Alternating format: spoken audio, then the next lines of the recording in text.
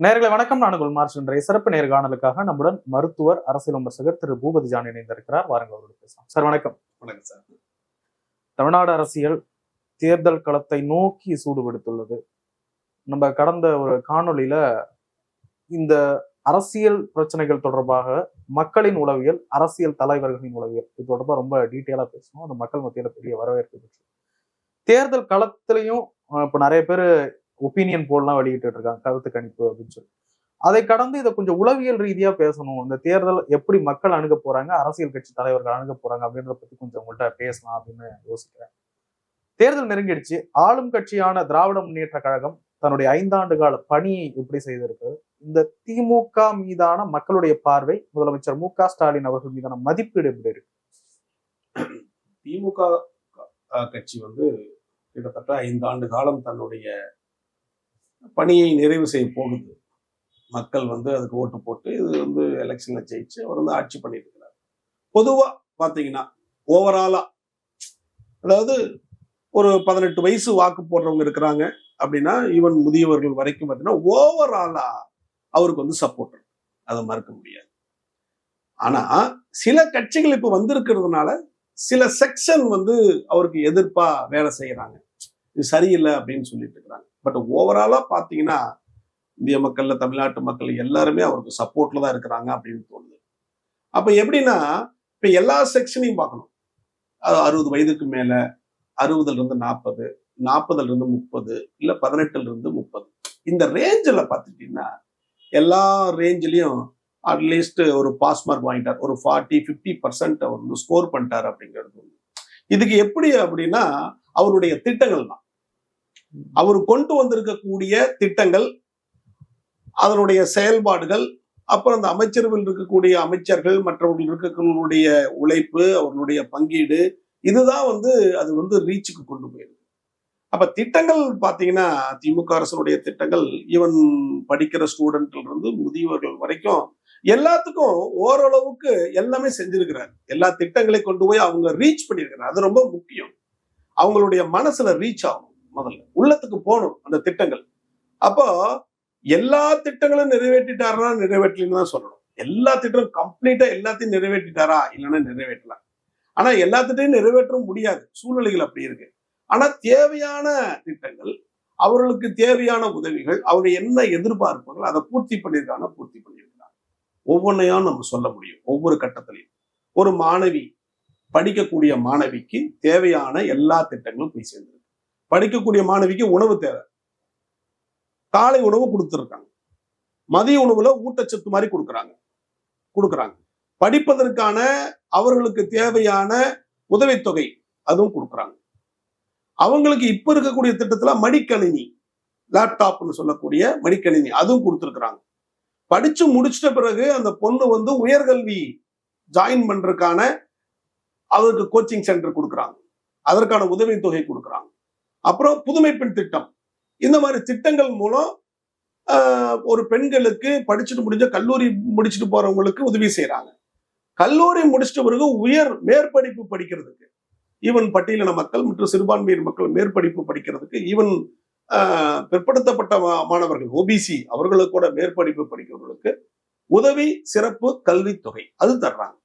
அது வெளிநாட்டுல போய் படிச்சு பிஹெச்டி பண்றது, வேற ஒரு நாடுகள், Germany, America, London, even Australia போன்ற நாடுகள்ல போய் படிப்பதற்கான உதவித்தொகையும் அவங்களுக்கு கொடுக்குறாங்க. சரி, கிராமத்துல படிக்கிறாங்க பெண்கள், நகரத்துக்கு வர்றாங்க, அவங்களுக்கு தங்குவதற்கு இடம் இல்லை அப்படின்னா தோழி விடுதி அது ரெடி பண்றாங்க. சரி, கல்லூரியிலிருந்து வீட்டிலிருந்து கல்லூரிக்கு போகக்கூடிய பயணத்துல ஃப்ரீ பஸ் பாஸ் கொடுக்குறாங்க. அப்ப ஒட்டு மொத்தமா ஒரு ரேஞ்சில் எல்லாமே பாத்தீங்கன்னா அவங்களுக்கு தேவையான எல்லாத்தையும் தர்றாங்க. இப்ப கூட பெண்களுக்கு ஸ்கூல் படிக்கக்கூடிய பெண்களுக்கு 8ஆவதுல இருந்து இருக்கக்கூடிய பெண்களுக்கு அந்த நாப்கின் அதுவும் கொடுக்குறாங்க. திட்டங்கள்ல கொடுத்து அது நடைமுறைக்கு அதுவும் பண்ணிக்கிட்டு தான் இருக்கிறாங்க. அப்ப பெண்களை பொறுத்த வரைக்கும் அதே போல மாணவர்களுக்கும் இதே லெவல்ல பண்ணி தர்றாங்க. கல்வி உதவித்தொகையா இருக்கட்டும், மேற்படிப்புக்கான உதவித்தொகை, பிஹெச்டி பண்றதுக்கான உதவித்தொகை, அப்புறம் அவங்களுக்கான பஸ் பாஸ், அப்புறம் அவர்களுக்கு ஐஏஎஸ் ஐபிஎஸ் அவங்க படிக்கணும் அப்படின்னா சிவில் சர்வீஸ் எக்ஸாமினேஷன் அதுக்கு படிக்கணும்னா அதற்கான கோச்சிங் சென்டர், அதுக்கான ஸ்டடி மெட்டீரியல் அது கொடுக்குறாங்க, கடன் உதவி கொடுக்குறாங்க. அப்போ ஓவராலா பாத்தீங்கன்னா கல்வியை பொறுத்த வரைக்கும் இவங்களுடைய தரம் வந்து உயர்ந்திருக்கிறது. எல்லா உதவிகளும் செய்யறாங்க. இது ஒண்ணு. சரி, தொழில் அப்படின்னு பார்த்தா தொழில்களும் நிறைய தொழில் முதலீடுகளை கொண்டு வந்திருக்கிறாங்க, வேலை வாய்ப்புகளை உருவாக்கி இருக்கிறாங்க, அதுவும் அதுல நல்லா பண்ணியிருக்கிறாங்க. மூன்றாவது, மற்ற இருக்கக்கூடிய தொழிலாளர்களுக்கான மற்ற என்னன்னா பெண்கள் உரிமை தொகை 1000 ரூபாய் உரிமை தொகை கொடுக்குறாங்க. அப்ப பெண்களுக்கான மற்ற அவர்களுக்கான மருத்துவ காப்பீட்டு திட்டம் அதுல அவங்களுக்கு உதவி பண்ணிட்டு இருக்கிறாங்க. ஹெல்த்ல பாத்தீங்கன்னா இன்னுயிர் காப்போம் 48 அப்படிங்கிற ஒரு அவசர காலத்துல அடிபட்டுட்டாங்கன்னா 48 வியாதிகளுக்கு இரஸ்பெக்டிவா யாரு வந்தாலும், தமிழ்நாட்டுக்காரனா இருந்தாலும் ஈவன் வெளி மாநிலத்துக்காரங்க வந்திருக்காலும் இலவச ட்ரீட்மெண்ட் அது கொடுக்குறாங்க. அப்புறம் வீடு தேடி மருத்துவம் அதுவும் கொடுக்குறாங்க. எப்படி இல்லம் தேடி கல்வி மாதிரி வீடு தேடி மருத்துவம் அப்படிங்கிற உதவியும் அவங்க செஞ்சுக்கிட்டு இருக்கிறாங்க. மருத்துவத்துறையில ஆங்காங்கே மாவட்ட அளவுலையும் சரி நகரத்தில் இருக்கக்கூடிய மருத்துவமனையை தரம் மேம்படுத்திருக்காங்க, உயர்த்தி இருக்கிறாங்க. அதாவது இன்டர்நேஷனல் ஸ்டாண்டர்ட் லெவலுக்கு உயர்த்திருக்கிறாங்க. இப்ப இருக்கக்கூடிய கலைஞர் மருத்துவமனையா இருக்கட்டும், கிட்டத்தட்ட 1000 படுக்கைகள் கொண்ட மருத்துவமனை. இப்ப கூட அங்க வந்து குழந்தைகள் சிறப்பு மருத்துவ சிகிச்சை மையம் ஒன்று உருவாக்கி இருக்கிறாங்க. மருத்துவத்துறையில பாத்தீங்கன்னா ரொபோட்டிக் அப்படி கருவியெல்லாம் கொண்டு வந்திருக்காங்க. அதாவது லேசர், ரொபோட்டிக் சிஸ்டம் அதெல்லாம் வந்து பிரைவேட் ஹாஸ்பிட்டல் ஈவன் பெரிய பெரிய ஹாஸ்பிட்டல் தான் இருக்குது ரொபோட்டிக். அதெல்லாம் வந்து நம்ம அரசு மருத்துவமனையிலே கொண்டு வந்திருக்காங்க. வெளிநாட்டுல வெளி மாநிலத்துல கையே போனவங்க கொண்டு வந்தவங்களை கையை மாத்தி அழகா கொடுத்திருக்காங்க. பெண் மருத்துவர்கள் எல்லாம் சேர்ந்து சாதனை பண்ணியிருக்கிறாங்க. ஆக மருத்துவத்துறையில அதிக அளவு வந்து தரத்தை உயர்த்தி இருக்கிறாங்க, அதுல மாற்று கருத்து இல்லை. அதே போல நகரத்திலையும் வந்து டிஸ்ட்ரிக்ட் லெவல்லையும் மருத்துவத்தினுடைய தரத்தை உயர்த்தி இருக்கிறாங்க. சோ இந்த மாதிரி எல்லாம் பண்ணிருக்காங்க. இது மட்டும் இல்லாம இந்த 7.5% அரசு உதவி பெறக்கூடிய மாணவர்கள் இருக்காங்களா அவர்களுக்கான உதவி தொகை அதுமெல்லாம் கொடுத்திருக்காங்க. ஆக ஒட்டுமொத்த ரேஞ்சில் ஹெல்த்லயும் வந்து அவங்க நல்லா பண்ணியிருக்கிறாங்க. அதே போல மற்ற இருக்கக்கூடிய இப்ப விவசாயிகளாக இருக்கட்டும், நெசவாளர்களாக இருக்கட்டும், எல்லா செக்ஷன்லயும் வந்து அவங்க டெவலப் பண்ணியிருக்கிறாங்க.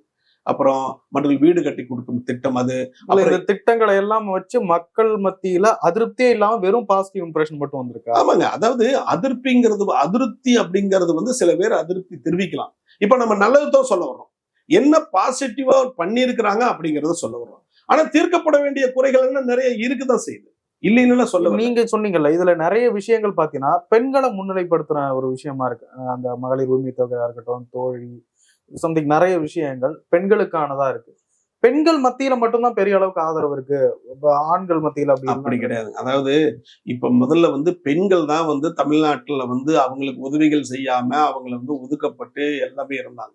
பெண்களுடைய கல்வியா இருக்கட்டும், தொழிலாக இருக்கட்டும், பெண்களுடைய முன்னேற்றமா இருக்கட்டும், படிப்பாக இருக்கட்டும், இல்ல சமுதாய வழக்கில் இருக்கக்கூடிய சடங்குகளா இருக்கட்டும், அவங்களை எப்பவுமே கீழே தான் தள்ளிதான் வச்சிருக்கிறாங்க.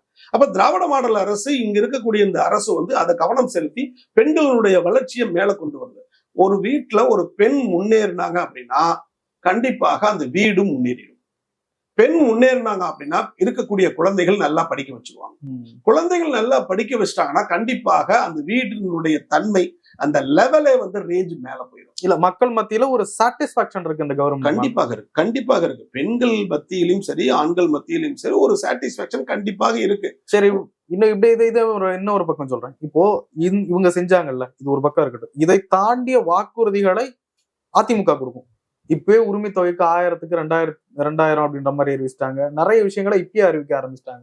சரி, அவங்களுக்கு ஒரு போர் அடிச்சிருக்காதா? இப்ப ஏடிஎம்கே வருது, அதை பார்க்கணுமே, அந்த ஆட்சியை பார்க்கணுமே, அவங்க இதை விட பெட்டரா செய்யலாம்ல அப்படின்ற ஒரு நம்பிக்கை வராது? இல்ல, இப்ப மக்கள் பொறுத்த வரைக்கும் மக்களுக்கு தேவை அவங்களுடைய தேவைகளை பூர்த்தி பண்ணணும். அது மட்டும் இல்லைங்க, இந்த அரசுல வந்து அது மட்டும் இல்ல, இது வந்து உதவிகள் சம்பந்தப்பட்டது, உரிமை சம்பந்தப்பட்டது, தமிழ் சம்பந்தப்பட்டது, நம்ம நாட்டினுடைய சுயமரியாதையினுடைய சம்பந்தப்பட்டது எல்லாத்தையும் அது பாதுகாத்திருக்கிறாங்க.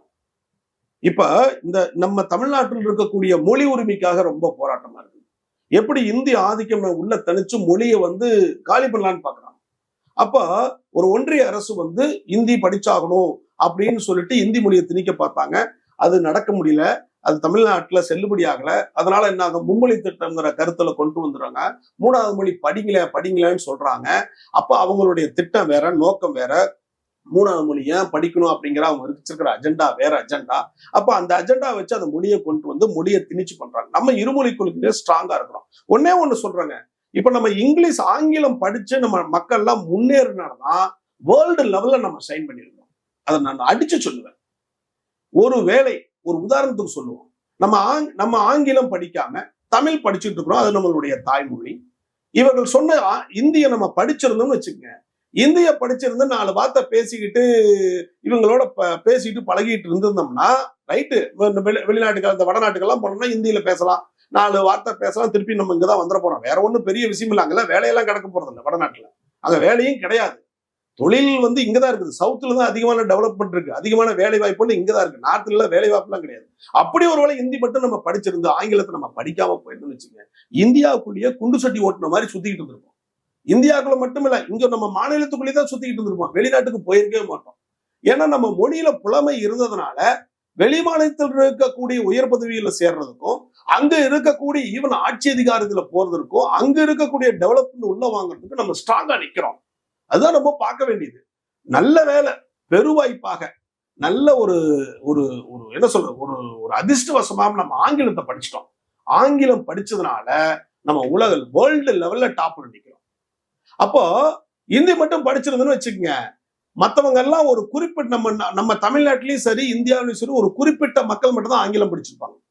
நல்ல ஹை லெவல்ல இருக்கக்கூடியவர்கள், உயர்தர மக்கள் தான் வந்து ஆங்கிலத்தை படிச்சுட்டு அவங்க டாமினேட் பண்ணியிருப்பாங்க. வேர்ல்டு லெவல்ல போய் டாமினேட் பண்ணியிருப்பாங்க. இந்தியா லெவலே அவங்க தான் டாமினேட் பண்றாங்க. இப்போ நம்ம எல்லா தட்டு மக்களும் தமிழகத்துல பார்த்தா, ஈவன் கீழே இருக்கக்கூடிய ஒரு ஏழை பாலை, நடுத்தர மக்கள், ஈவன் உயர் பிரிவினர், நடுத்தர பிரிவினர், ஈவன் பிற்படுத்தப்பட்டவர்கள், தலித்துகள் எல்லாம் ஆங்கிலம் படிச்சதுனால ஒரு ஈக்குவல் ரேஞ்சில் எல்லாம் மேல நிக்கிறாங்க. அதுதான் ஆங்கிலத்தினுடைய பெருமை, நம்மளுடைய பெருமை.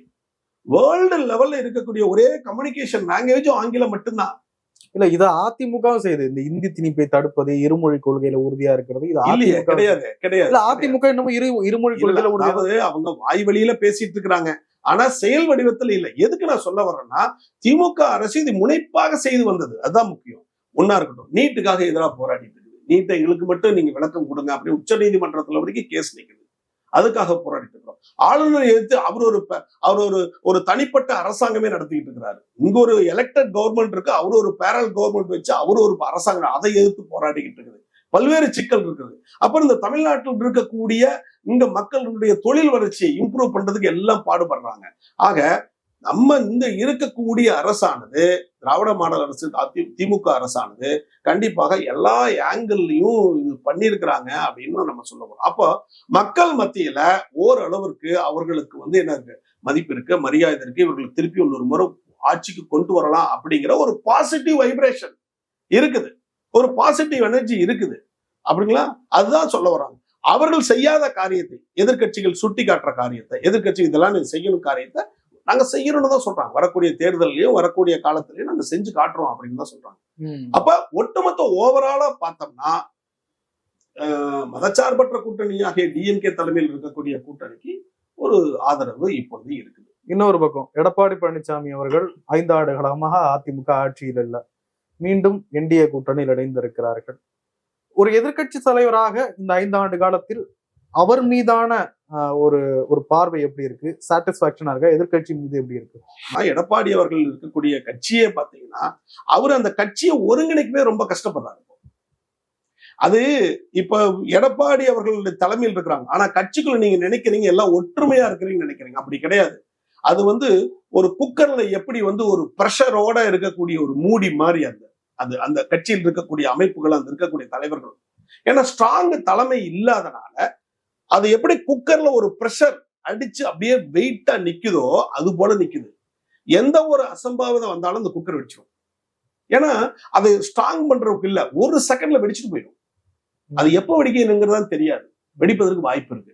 அப்ப எப்படின்னா எடப்பாடி அவர்கள் தன்னுடைய கட்சியை நிலைநிறுத்துறதுக்கே ரொம்ப பாடுபட்டு இருக்கிறாரு. ஏன்னா அந்த கட்சியை வந்து நாளா உடஞ்சு நிக்குது. ஏன்னா ஒரு தத்துவார்த்த ரீதியா ஸ்ட்ராங் பண்ணி பிடிக்கல அவங்க. அதான் அங்க இருக்கக்கூடிய மக்கள் இதெல்லாம் யோசிப்பாங்க, கண்டிப்பா யோசிப்பாங்க. மக்கள் வந்து இதை கண்டிப்பா யோசிப்பாங்க. மக்கள் யோசிக்க மாட்டாங்கன்னு சொல்லுவாங்க. அப்ப எப்படி அவங்க மேல நம்பிக்கை வரல அப்படின்னு புரிஞ்சுக்கலாமா? இல்லைங்க, அப்படி கிடையாதுங்க. அதாவது எப்படின்னா ஒரு மக்கள் வந்து எப்படின்னா இது ஒரு மாஸ் சைக்காலஜி தான். ஒரு குறிப்பிட்ட மாஸ் இருக்கு. இப்ப ஒண்ணு இல்லைங்க, உதாரணத்துக்கு ஒண்ணு சொல்ல வர்றோம்.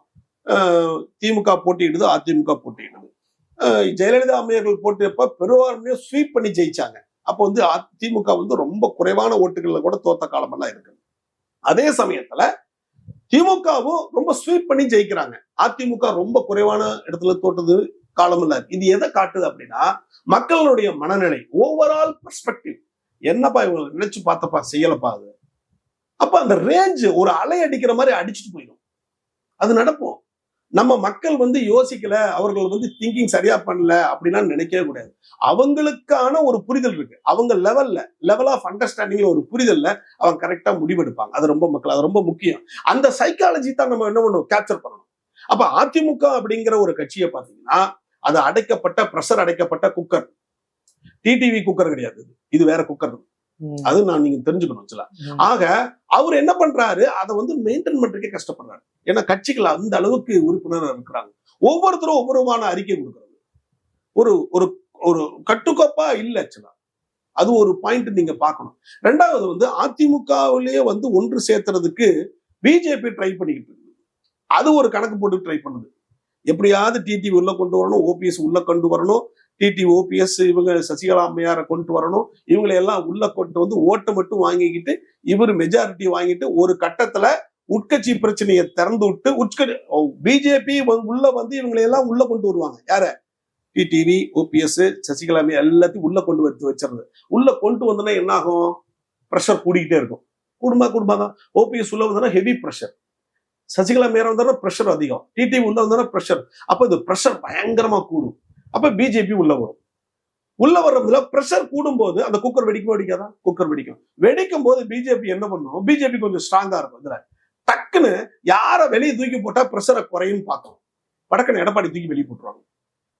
எடப்பாடி தூக்கி வெளியே போட்டு டிடிவியோ வேற யாரையோ கொண்டாந்து வச்சிருவாங்க. ஏன் ஓபிசியோ கொண்டு வைப்பாங்க. வச்சுட்டு என்ன பண்ணுவாங்க, பிஜேபி என்ன பண்ணுங்க, அவங்கள கண்ட்ரோல் பண்ணிடுவாங்க. எப்படி டாக்டிக்ஸ் பாருங்க. சிஎம் கேண்டிடேட் கூட இப்படி பண்ணுவாங்களா? பண்ணிடுவாங்க. ஏன் முடியாது? கண்டிப்பா பண்றது எல்லாமே வாய்ப்பு இருக்கு சார். டிடிவி அவர்கள் வந்து அதிமுக போய் சேரவே மாட்டேன், எடப்பாடி போய் சேருவதற்கு தூக்குல போட்டு தொங்கலான்னு சொன்னாருங்களா இல்லையா? தூக்கிலே தொங்கலான்னாரு. அங்க போய் சேர்க்க தூக்குல தொங்கலான்னு சொன்னவரு பக்கத்துல உட்கார்ந்துட்டு நாங்க 2 நண்பர்கள் பழசையெல்லாம் மறைஞ்சிட்டோம் அப்படின்னு சொல்றாரு. நடக்குதுச்சா இல்லையா? நினைச்சு பார்க்க முடியாதெல்லாம் நடக்குது. ஏன் நடக்காது? இதாங்க திட்டமே. பிஜேபியினுடைய திட்டம் கிளீனா சொல்றேன் பாருங்க. எல்லாத்தையும் ஒன்றிணைக்கிறது. ஒன்று இணைச்சேன்னா அங்க பிரஷர் கூடும். ஆக்சுவலா பார்க்க போனா இப்ப பிரஷர் கம்மியா இருக்கு. இந்த 3 பேர் வந்த உடனே அதிமுக பிரஷர் ஹெவி பிரஷரா இருக்கும். பிஜேபி உள்ள வந்துடும். உள்ள வந்தோம்னா பிரஷர் கூடும் போது என்ன ஆகும், ஒரு சமயத்துல வெடிக்க ஆரம்பிக்கும். தாங்காது, அந்த குக்கர் தாங்காது, வெடிக்கும். வெடிக்கும் போது யார தூக்கி வெளியே போட்டா பிரஷர் குறையும்னு பார்க்கும். அப்ப இவங்க என்ன பண்ணுவாங்க, விலைக்கு வாங்குறதுலயும் மற்ற இருக்கக்கூடிய ஆட்களை எந்த விதத்துல தம்முடைய வழியில இழுக்கிறதுலயும் இவர்கள் கைதேர்ந்தவர்கள் பிஜேபி அவர்கள்.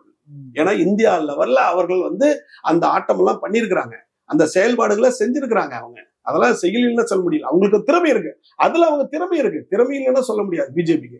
அப்போ ஒருத்தர் தூக்கி வெளியே போடுவாங்க. வெளியே போடுற ப்ரெஷர் குறையும். பிரஷர் குறைஞ்சன இவர்கள் வச்ச தலைமை வந்து அவங்க உட்கார வைப்பாங்க ஒரு குறிப்பிட்ட காலத்துக்கு. ஓபிஎஸ்சி உள்ள வருவாங்க, அவரே சிஎம் கேண்டிடேட் போடுவாங்க. வாய்ப்பு இருக்கு. டிடிவி உள்ள கொண்டு வராங்க, வாய்ப்பு இருக்கு. ஏன்னா பிரஷர் குறையும். பிரஷர் குறைஞ்ச பிறகு கொஞ்சம் காலம் விடுவாங்க. காலம் வர பிறகு இந்த குக்கருக்கு இந்த தலைமை தேவையில்லைன்னு தூக்கி போட்டு இவங்க இருந்து ஒரு தலைமை வந்து அதில் உட்காரும். இது நடக்கும்.